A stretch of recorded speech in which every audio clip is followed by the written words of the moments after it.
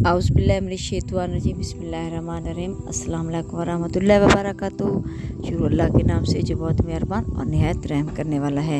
आप देख रहे हैं मेरा YouTube channel Bakhtawar Islamic TV. मेरी आज की वीडियो है हज़रत हमज़ा की शहादत के बारे में। हज़ूर अकरम सल्लल्लाहु अलैहि वसल्लम के प्यारे चाचा हज़रत हमज़ा बिन अब्दुल मुत्तलिब की नमाज जनाजा 70 मरतबा क्यों पढ़ा गया? हज़रत हमज़ा बिन अबू मुत्तलिब रज़ी अल्लाह तआला अन्हो को किसने शहीद किया और आप रज़ी अल्लाह तआला अन्हो का कलेजा किसने चबाया था? आपकी लाश के टुकड़े टुकड़े करने वाली औरत कौन थी?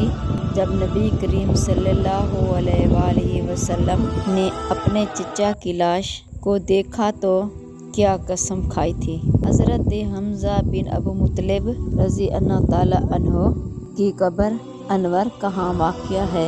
ये सब आज मैं बताऊँ अपनी इस वीडियो में। आज मैं आपको हज़रत अब्दुल्ला बिन मुत्तलिब रज़ी अल्लाह तआला अन्हो की शहादत का इंतहाई दर्दनाक वाक़या सुनाऊंगी। 17 शवाल सन 3 हिजरी में ग़ज़वा उहद के जंग में हुज़ूर अकरम सल्लल्लाहु अलैहि वसल्लम अपने लश्कर की क़यादत कर रहे थे और असहाबा किराम रिज़वानुल्लाह की तादाद तकरीबन 700 थी और कुफ़ार दुश्मन की क़यादत अबू सुफियान कर रहे थे और मुशरिकीन की तादाद तकरीबन 3000 थी। अल्लाह के रसूल सल्लल्लाहु अलैहि वसल्लम ने एक पहाड़ी जबल रुमा पर 50 तीर अंदाजों को ये जिम्मेदारी सौंपी कि वो यहाँ से हरगिज़ न हटें जब तक उन्हें हुक्म ना मिले। जंग शुरू हुई।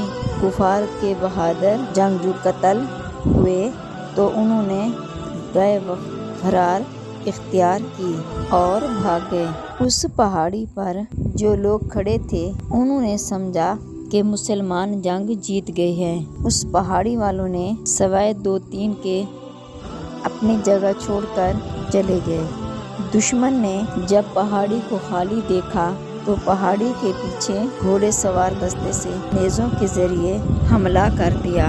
उस दस्ते के साथ खालिद बिन वलीद रज़ी अल्लाह थे जो उस वक्त तक मुसलमान नहीं हुए थे। पैदल फौज भी वापस पलट आई। यूं जंग का पासा पलट गया। मैदान जंग में हज़रत हमज़ा रज़ी अल्लाह तआला अन्हो जिस जानिब निकलते दुश्मनों की सफ़ें उलट देते। वो दोनों हाथों में तलवार लिए दुश्मनों पर वार कर रहे थे। दुश्मनों के एक सरदार को कत्ल करने के बाद एक और शख्स उनके सामने आया जो बहादुर था। जब वो सामने आया तो हज़रत हमज़ा ने उसको पुकार कर कहा, ओ उम्मे अनवार के बेटे कहाँ जाता है? इधर आ, ज़रा दो हाथ हो जाएं। ये सुनकर वो भी लड़काता हुआ आपकी जानिब बढ़ा। दोनों बहादुर भी थे और जंग के नमूज़ को भी जानते थे। चनाचे दोनों एक दूसरे पर हमला आवर हुए। हज़रत हमज़ा रज़ी अल्लाह तआला अन्हो ने ऐसा कारीवार किया कि अबू नयार ढेर हो गया। जंगे बदर में हज़रत हमज़ा रज़ी अल्लाह तआला अन्हो के हाथों कुरैश के मोअज़्ज़ज़ घरानों के बहुत से सरदार मौत के घाट उतर गए थे। मक्का चलते हुए ज़ुबैर बिन मुतम ने अपने हबशी गुलाम वैशी बिन हरब से मुखातिब होकर कहा, तुम अगर जंग में हज़ूर अकरम सल्लल्लाहु अलैहि वसल्लम के चचा हमज़ा बिन अबू मुत्तलिब कत्ल कर दो तो मैं तुम्हें आज़ाद कर दूंगा। ज़ुबैर बिन मुतम का चचा तुमैम बिन अदी जंग बदर में हज़रत हमज़ा रज़ी अल्लाह तआला अन्हो के हाथों कत्ल हुआ था। वैशी को उसके आका के अलावा कुरैश के बहुत से दीगर सरदारों ने भी इनाम का लालच दिया। ख़ास तौर पर दार लश्कर अबू सुफियान की बीवी हिंदा बिन उतबा ने वैशी को ये कारनामा सर अंजाम देने के तरगीब दिलाई थी। मक्का से चलते के वक्त से लेकर हज़रत हमज़ा रज़ी अल्लाह तआला अन्हो की शहादत ज़ुबैर बिन मुतम चचा तुमा बिन अबी जंग बदर में हज़रत हमज़ा रज़ी अल्लाह तआला अन्हो के हाथों قتل ہوا تھا۔ مکہ کے وقت سے چلنے سے لے کر رضی اللہ تعالیٰ عنہ کی شہادت تک جب بھی ہندا کو وحشی نظر آتا اس سے کہتی، اے وحشی تو ہمارا سینہ ٹھنڈا کر، ہم تیرا دل خوش کر دیں گے۔ وحشی حضرت حمزہ رضی اللہ تعالیٰ عنہ کے مقابلے میں آنے کی جرأت نہیں کر سکتا تھا، مگر اس کے بعد ایک ایسا فن تھا جس پر وہ اعتماد کرتے ہوئے اس نے حضرت حمزہ رضی اللہ تعالیٰ عنہ کو قتل کرنے کی حامی بھر لی۔ وہ دور سے نشانہ باندھ کر اس مہارت سے نیزہ یا خنجر پھینکتا تھا کہ اس کا نشانہ کم ہی خطا ہوتا تھا۔ حضرت حمزہ رضی اللہ تعالیٰ عنہ زرہ نہیں پہنتے تھے۔ سبا بن عبدل کو قتل کرنے کے بعد پاؤں پھسلا اور وہ گر گئے۔ اٹھنے لگے تو پتھر کی اونٹ سے وہ وحشی نیزہ پھینکا جو ان کی ناف نیچے لگا اور جسم سے پار ہو گیا۔ انہوں نے اپنے قاتل کو دیکھ لیا تھا، زخم کھا کر لڑکھڑائے اور گر پڑے۔ اس کے باوجود ہمت کر کے اٹھے اور اپنے قاتل کی طرف بڑھنا چاہا، مگر پھر گر گئے اور شہادت کے رتبے پر فیض ہو گئے۔ یوں حضرت حمزہ رضی اللہ تعالیٰ عنہ میدان احد میں شہید ہو گئے۔ حضرت حمزہ رضی اللہ تعالیٰ عنہ کی شہادت کفار نے بے پناہ خوشیاں منائیں۔ ہندا نے حضرت حمزہ رضی اللہ تعالیٰ عنہ لاش کو پامال کیا، ان کے کان کاٹ لیے، ان کا ناک کاٹ دیا اور پیٹ چاک کر کے جگر اور کلیجہ نکال لیا۔ جگر کے ٹکڑے چبانا چاہے مگر نگل نہ سکے۔ ناک، کان اور دیگر اعضاء جسم کا ہار بنا کر اس بدبخت نے گلے میں ڈال دیا۔ وہ خوشی سے جھوم اٹھی اور اس بدبخت نے کہا، ہم نے تم سے یوم در کا بدلہ لے لیا ہے۔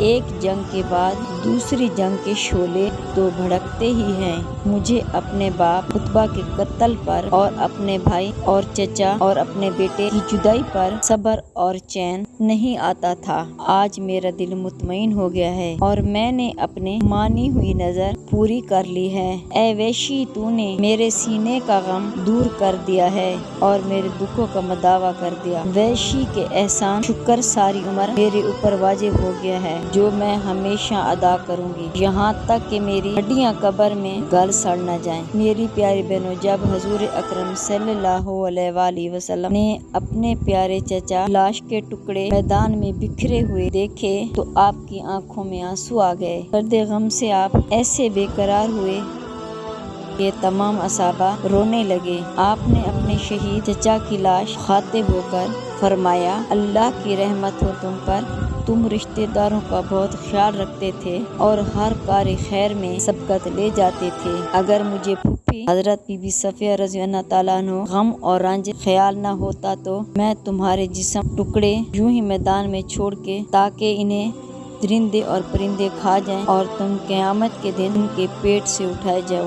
خدا کی قسم، تمہارے بدلے میں کفار کے 70 آدمیوں کے ایسے ہی ٹکڑے کروں گا کہ ان کی لاشیں میدان میں بکھری پڑی ہوں گی۔ حضور اکرم صلی اللہ علیہ وآلہ وسلم اس ارادے پر اللہ تعالیٰ نے وحی کے ذریعے تاکید کی گئی اور قرآن مجید میں حمل کی آیت نمبر 26 میں ارشاد فرمایا، ترجمہ: اگر تم سزا دو جیسی تمہیں اذیت پہنچائی گئی، اگر تم صبر کرو تو بلا شبہ صبر کرنے والوں کے صبر ہی اچھا ہے، اور تم صبر کرو اور تمہارا صبر کرنا خاص اللہ ہی کے لیے توفیق سے ہے۔ اس حکم کے بعد حضور اکرم صلی اللہ علیہ وسلم نے اپنا ارادہ ترک کر دیا اور قسم کا کفارہ ادا کیا۔ نہ صرف یہ بلکہ مسئلے سے سختی کے ساتھ منع فرما دیا اور حکم ہوا فلا یعنی لاش ٹکڑے کرنا ہرگز جائز نہیں ہے، حتیٰ کہ باول کتے کا بھی۔ حضور اکرم صلی اللہ علیہ وآلہ وسلم کا دل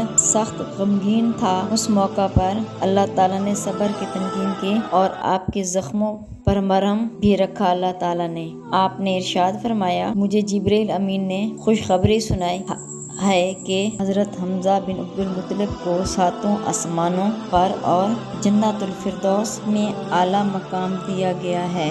حضرت حمزہ رضی اللہ تعالیٰ عنہ کی بہن حضرت صفیہ رضی اللہ تعالیٰ عنہ بنت ابو مطلب جنگ کی خبر سن کر مدینہ منورہ سے عہد کی طرف روانہ ہوئی۔ جب حضور اکرم صلی اللہ علیہ وآلہ وسلم کو پتہ چلا، آپ صلی اللہ علیہ وآلہ وسلم نے حضرت بی بی صفیہ کے بیٹے حضرت زبیر رضی اللہ تعالیٰ عنہ کو حکم دیا کہ وہ انہیں میدان جنگ سے دور ہی لے جائیں اور مدینہ واپس لے جائیں، کیونکہ اگر وہ اپنے بھائی کی لاش دیکھے گی تو صبر کا بھرم ٹوٹ جائے گا اور وہ برداشت نہیں کر پائیں گی۔ اور جب ان کے بیٹے نے انہیں واپس جانے کے لیے کہا تو انہوں نے فرمایا، میں اپنے بھائی کی ساری خبر سن چکی ہوں، میں جانتی ہوں کہ یہ اللہ کی راہ میں دی گئی قربانی عظیم ہے، میں جاہلیت کے دور سے نہیں ہوں، نہ میں بین کروں گی اور نہ ہی گریبان پھاڑوں گی۔ چنانچہ حضور اکرم صلی اللہ علیہ وآلہ وسلم نے انہیں میدان میں آنے اجازت دے دی۔